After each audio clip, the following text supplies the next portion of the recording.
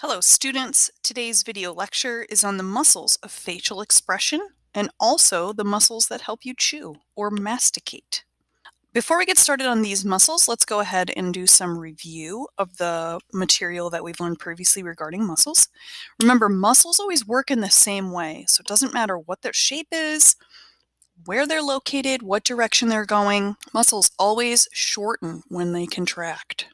Now we know that the muscles are anchored to the bones in most cases, except for the case of facial expression, because the only moving bone of your skull is your mandible. Every other bone is locked in place, but we do have a functioning movable joint here, which is where all the movement will take place when we talk about the muscles that help you chew. But the facial expression muscles are actually anchored to the soft tissue of the face, so the skin. The anchored end of the muscle is called the origin. This is the stable end. It does not move when the muscle contracts. The pulling end, the one that actually moves something, is called the insertion. And so when a muscle contracts, it will shorten, and the insertion end is pulled closer to where the origin end is.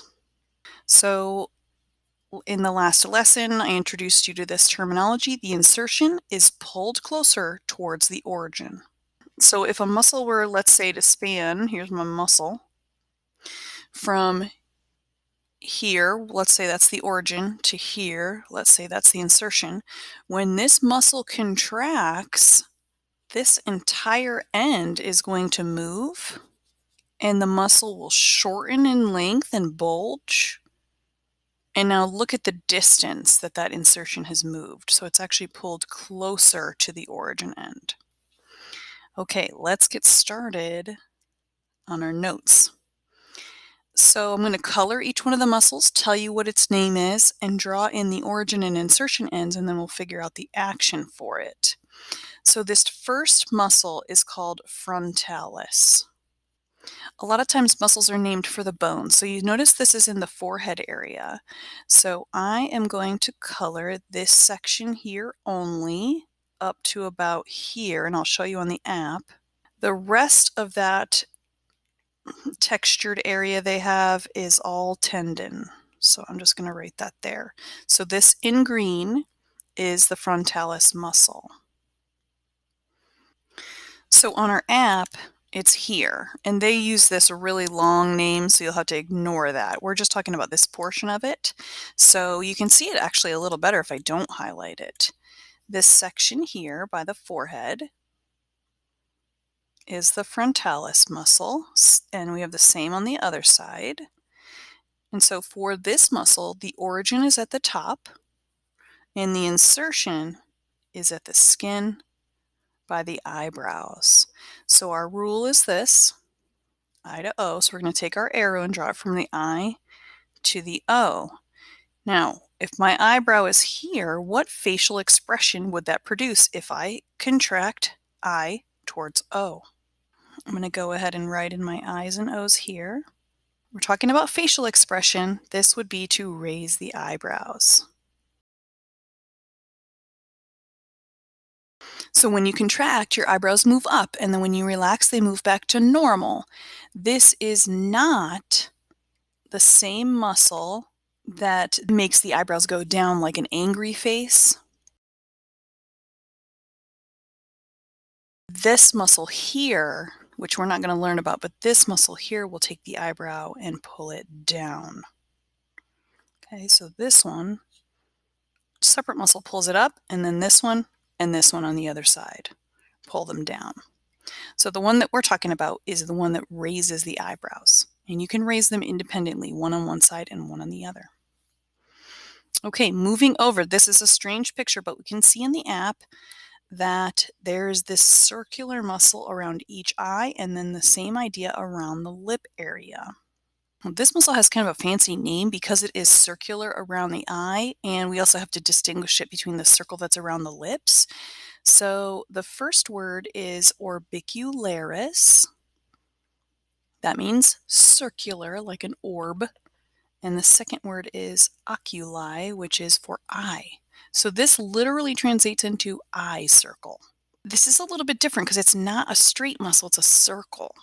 So the origin is here by the medial corner of your eyelid, and the insertion is all the way around. So we still follow our main rule of muscle contraction and draw our arrows from the I to the O. So like this, go follow that like grain in the muscle. And what this muscle produces, which he's doing in this photo, is to close the eyelids. Now, this is not the same muscle that opens the eyelid. So in order to show you what muscle opens the eyelid, this one closes it. This is orbicularis oculi, but if I delete that, you'll notice deeper than that is this muscle right here, and it's called levator palpebrae superioris. Basically what that means is it elevates the upper eyelid or opens the eye. So it pulls back like this. It opens your eye like a shade. And then when we go to close the eye, the eyelid, this pulls our eyelid closed. Interesting. Okay, let's continue on. Now we have a circular muscle around the mouth. So actually what we're going to do is keep this same word here in the name. Orbicularis still means circular. But this time we need a word that references mouth instead of eye. Oculi means eye. So we're going to use the root word for oral, and it becomes oris. Orbicularis oris. Looks kind of gross when we color it in. Now for this, it's entirely attached to the soft tissue of the lip area. So the origin is at the center of each lip, at the top, at the middle of the top lip and the middle of the bottom lip. And then there's an insertion over here for the top and here, and then same for the bottom because each lip is independent. Okay, so let's follow our rule. I to O. The insertion end pulls closer to the origin, and we will draw our arrows in like this.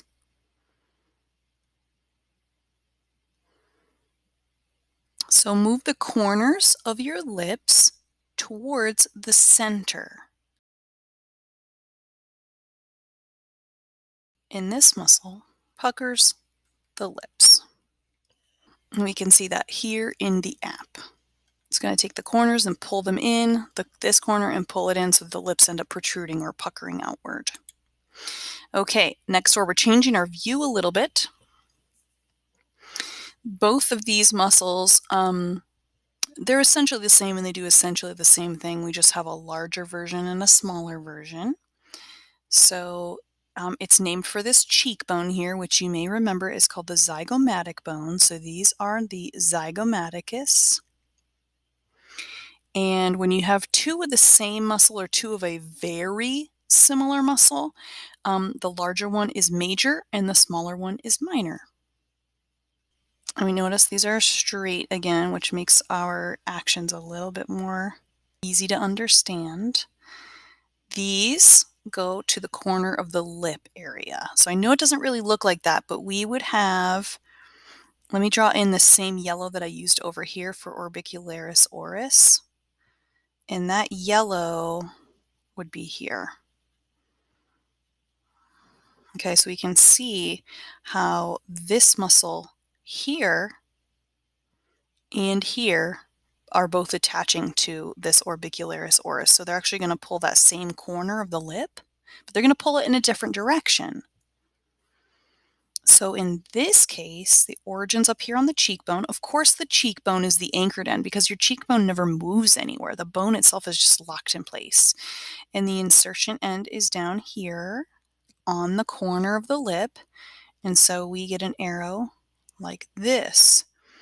So when we move the corner of the lip upwards towards the cheek on both sides, we get a muscle that allows us to smile.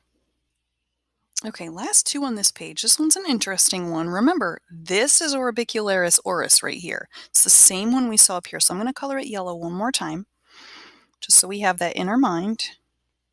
And this muscle that we're learning about in this one, I'm going to do in this dark blue color. And it's actually deeper than the zygomaticus. Okay, so zygomaticus is here and here, major, minor. This muscle we're talking about is deep underneath that. And this one's a bit of a trickier one to understand because it is deep and you can't really tell what the grain is. This muscle is called the Buccinator muscle, and it has an inward pulling direction associated with it. So it's hard to see here from the front, but it pulls the cheek skin, the skin out here, inward towards the teeth. And then same on the other side, it will pull the cheek skin inward towards the teeth.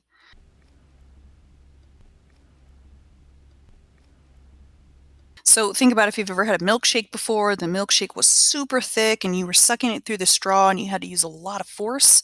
The Buccinator is pulling your cheeks inward to create that suction effect. All right, last one on this page. This one's a really weird one too. It stretches from the skin of the face here over top of the mandible and the actual mandible bone itself, the lower jaw. And it's anchored down here on actually anchors to other muscles of the chest. So this is the origin down here and this is the insertion. So remember our rule, the insertion pulls towards the origin. So this muscle is known as the platysma, which means broad or wide, and it pulls that cheek skin down, almost like a frown face, but it can also pull the mandible or lower jaw down as when you open your mouth.